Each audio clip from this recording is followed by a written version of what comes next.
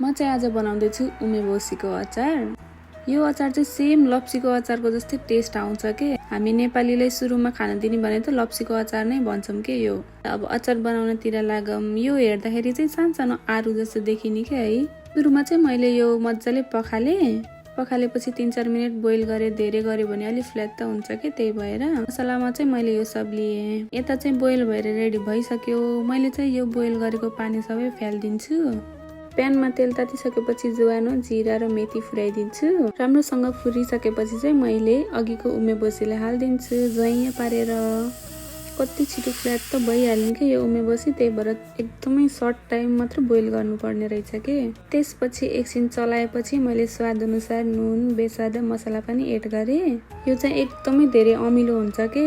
मसला हालिसकेपछि मैले चाहिँ अघि देखाएको मसला पिसेर पनि रेडी बनाइसकेको थिएँ, त्यो पनि एड गरेँ। यो मसला एड गरेर चलाइसकेपछि चाहिँ यसमा भेली एड गरे पनि हुन्छ, चिनी एड गरे पनि हुन्छ। मैले चाहिँ चिनी राखेको छु 4 चम्चा जति। अनि पकाउँदा यसो चाखेको कि कतिको अमिलो भएको छ भनेर। त्यसपछि मैले यो चिली फ्लेक्स एड गरेँ। एकैछिन पकाएपछि चाहिँ यो रेडी भइसक्यो। अनि मैले डब्बामा खनाएर राखेँ। सेम लप्सीको अचार जस्तै थियो के।